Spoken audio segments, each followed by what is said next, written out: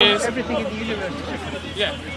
So the trees. You've got no. The trees and the plants. Why you think that's the case? The trees and the plants, they don't exist without animals and humans. The animals and humans don't exist without plants. Everything is reliant on each other. I agree. You think that it is. I'm not quite sure how you can demonstrate it. You can't prove it. I don't know exactly what you're asking. So what's your proof of God's existence? Like I'm trying to explain to you, if everything is reliant on each other, I don't think anything is reliant. So you think you can exist without trees and plants? Well, I don't know why. I don't know why life came into existence. No, but you think that trees and plants, we can exist without trees and plants? I was here without No, we can. That's not. Where do trees and plants come from? They come from it's a natural explanation. Which is?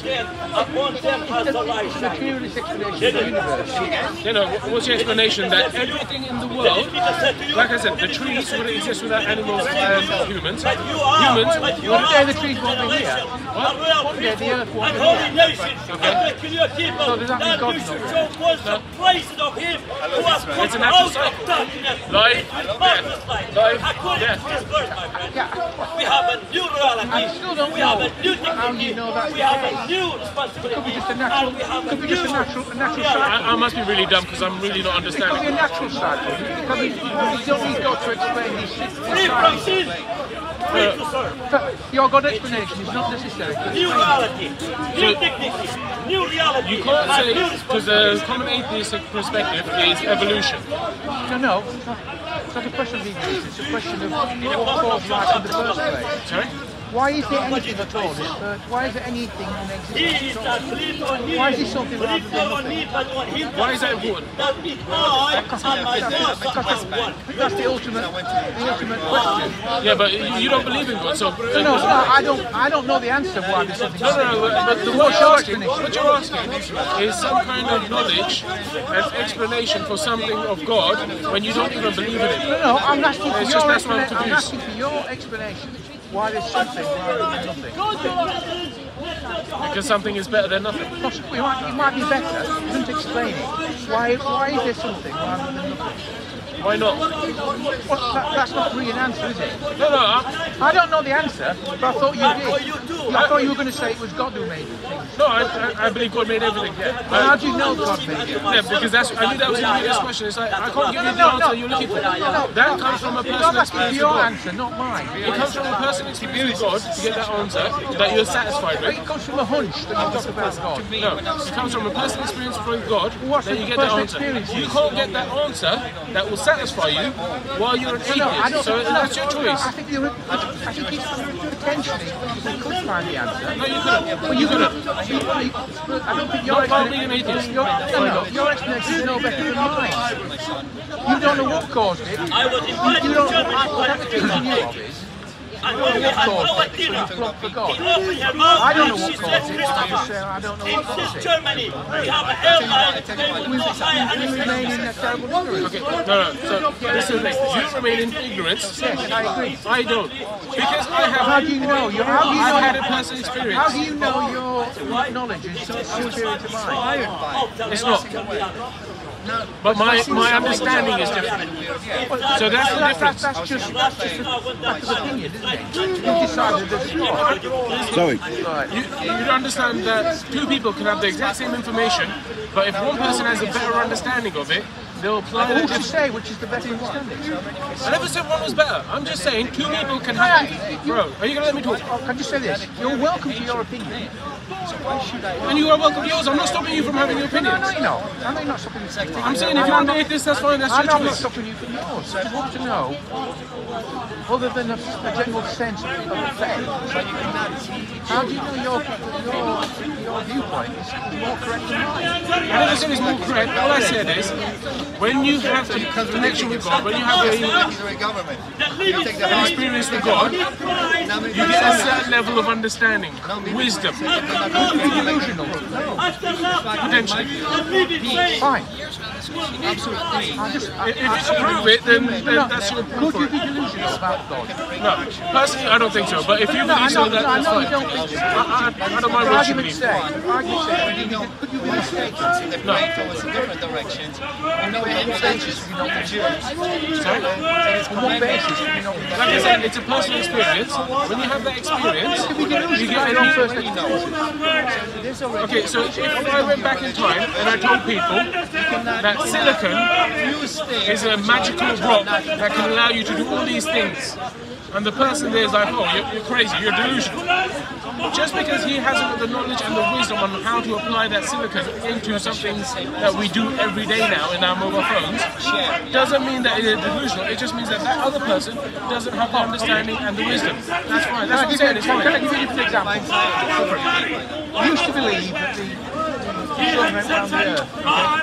If you look up to the sky, it looks like that. It's an ununderstandable belief to hold. It's not true. How do you know? Well, because with central rockets, we can see the earth going round the sun.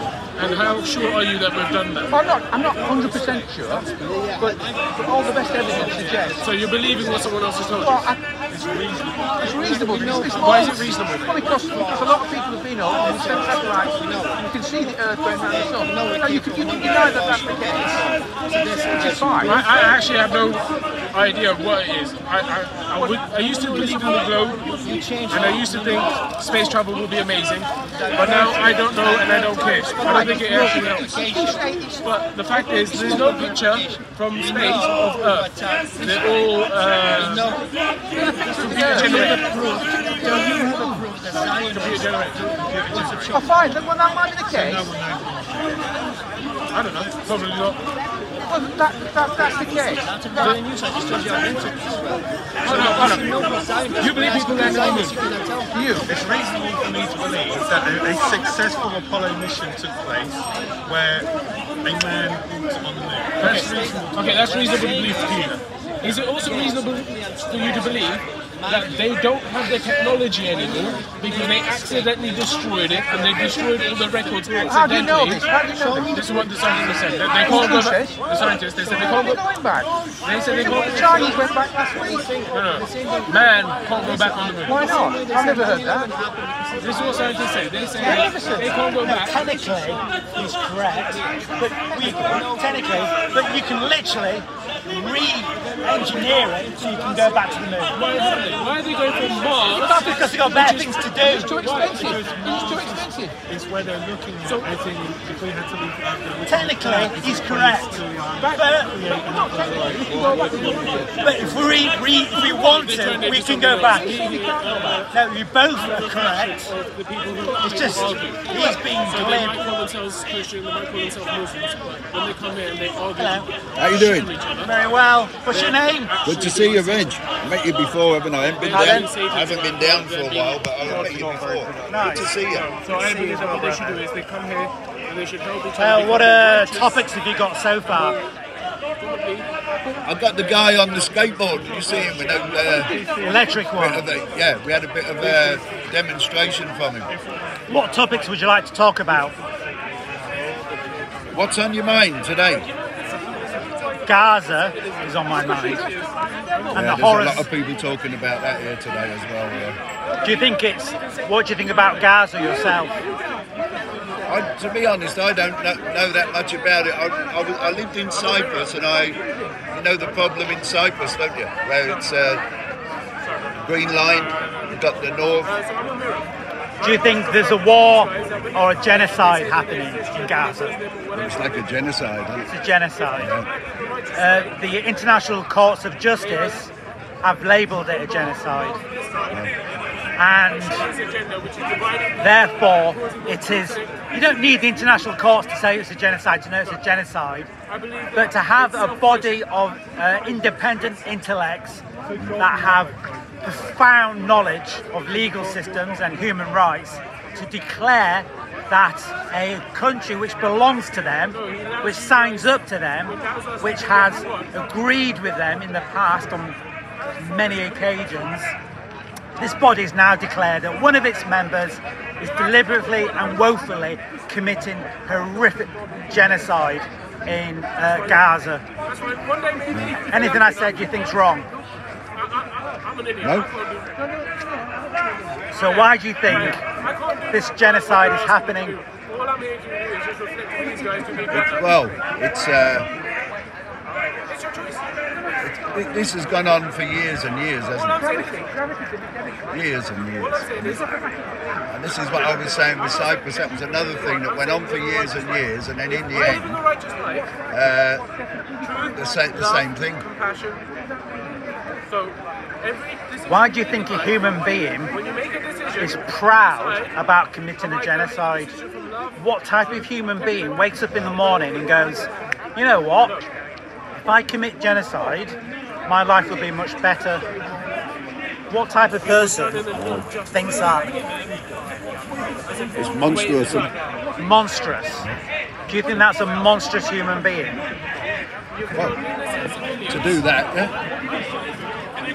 But why? What is the motivation to become a monster? Well, it's power, isn't it? It's all about power. Power, control, ownership. But fundamentally, I'm afraid to say your religions are owned by people just like that. That's right, you're right. Your religions. Does that mean your religions are wrong? Does that mean you're wrong? No. But fundamentally and historically, your religions have not been governed to embed love, humanity, and the spirituality that you have with your God. Your religions have been owned and manufactured to commit constant and perpetual genocide. Jewish people, Muslim people, Christian people. This is the last 3,000 years of history. Not a recent phenomenon, as you were alluding to not just a moment ago. But this is a repetitive thing, not because human beings do that, but because your religious leaders know one truth.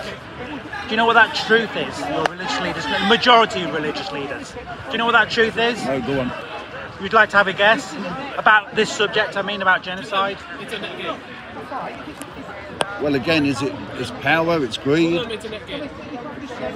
But why do religious leaders, majority of religious leaders, think that committing genocide is viable and acceptable behaviour? No, do tell. Right, so it's obviously nuanced, and it's obviously other issues happening as well on this subject. The majority of the drive that justifies these individuals that I've described is simply this: that you cannot have fundamentalist religious people without pain and suffering. Without fundamentalist religious people, you can't have control and power in the hands of just a little group of people, Christian, Muslim or Jewish. These leaders know that they lose power if your communities are at one with each other. It's not a perfect ideal world, but walking down the same street, going to the same schools, instructing each other, growing with each other, playing with each other.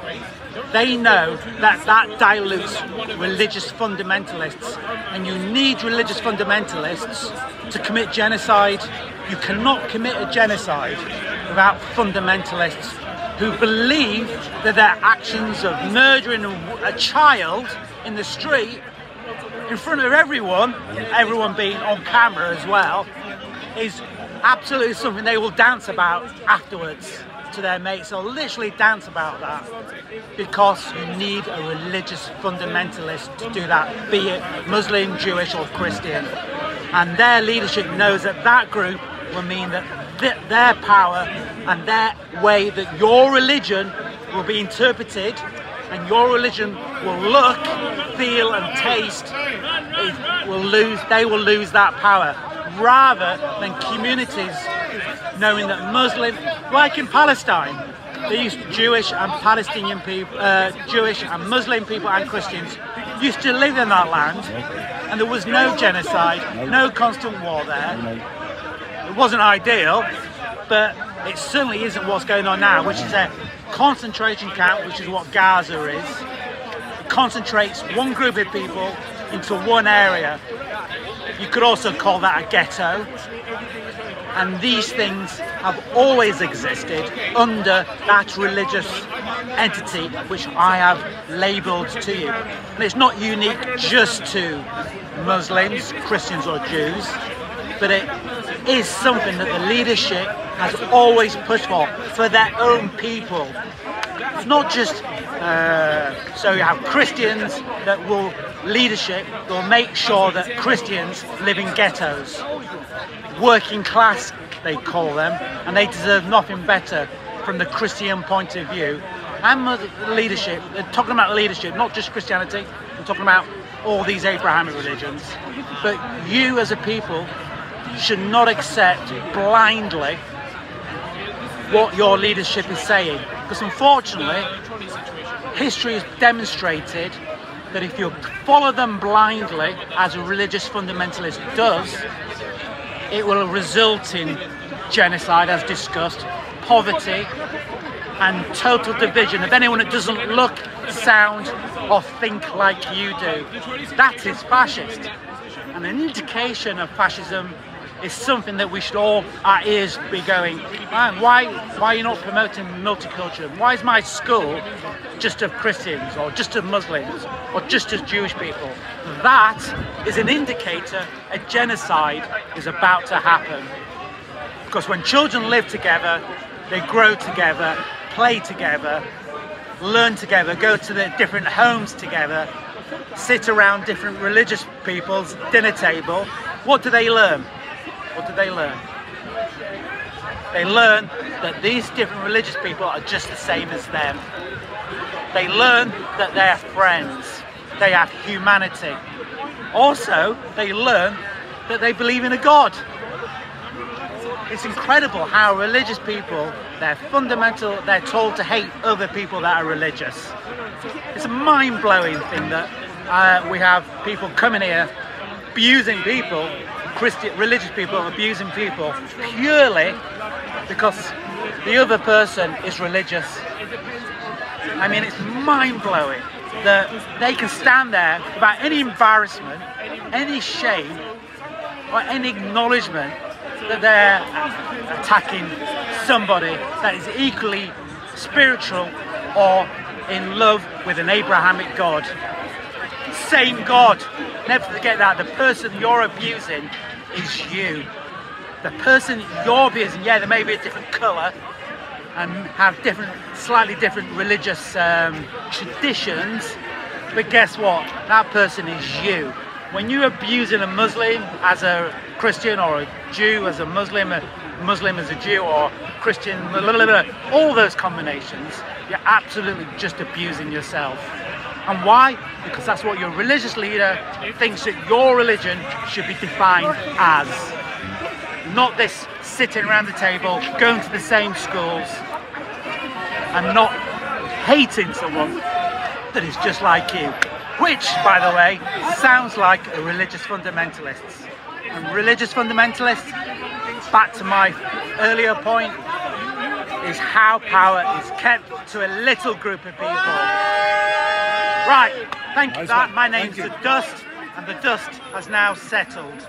Nice one, Dust. Thank you very much. Hope some of that is wise. Hope some of that